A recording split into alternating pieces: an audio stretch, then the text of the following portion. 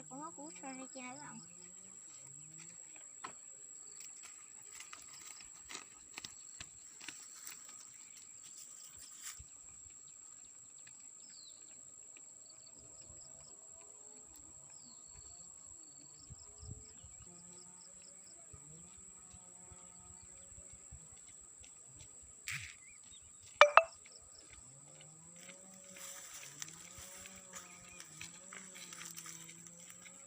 Likiru chon này, ta là chỉ một chon là cả kia ra.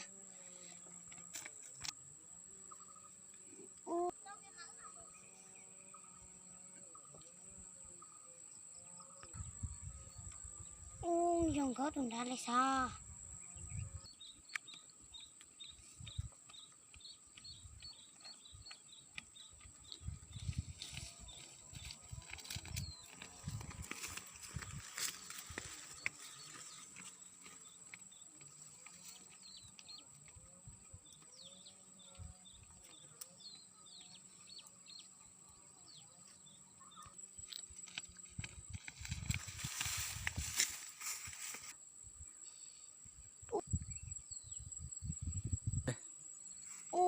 Tụi nhân đã cũng nhớ lúc sau cũng nên đã sao?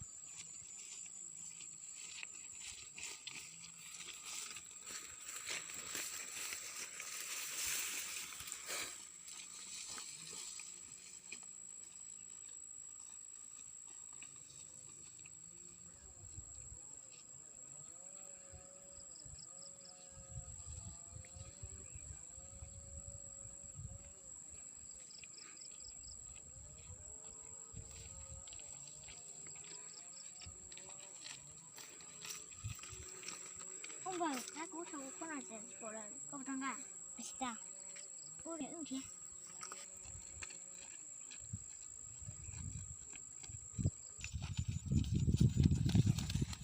Không phải, người nhất là của nhiều cú sau ra.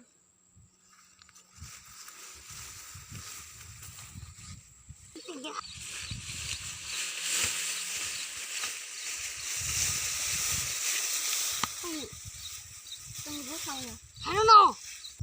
Bây giờ con nhiều cú sau bây giờ. Chỉ cho cũng nhiều cú khẩu rồi. Giờ cái này đứa con nhà rồi. Chỉ cho nó sẽ xin tàu về rồi. Yeah, cái khán nhiều cú sau có lại sáng đó rồi.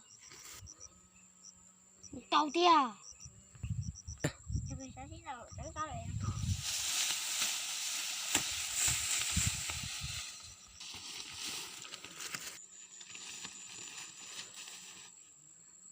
Mà có chuyện đây.